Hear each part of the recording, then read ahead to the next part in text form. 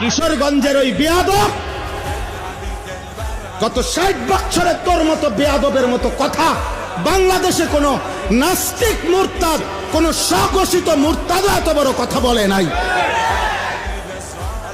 সে দেশের মা বোনদেরকে বলছে যে আপনারা আলেমের সন্তান পেটে নিবেন না। আরে বেটা বেয়াদব, তোর মতো বেয়াদবকে, তোর মা বাপকে যদি কোনো আলেমে দিন বিয়ে না পড়াইতো তো তুই ফজলুর রহমান কোন নেককার চরিত্রবান কোন পবিত্র নারীর ঘরে জন্ম নিতে পারতি না বেটা। তুই এখন মোল্লা চেনো না? ইসলাম এক জিনিস, মোল্লাতন্ত্র আরেক জিনিস। ইসলাম তোর আব্বার, ইসলাম তোর বাপ নাকি বেটা? হ্যাঁ, ইসলাম তুমি আনছো নাকি?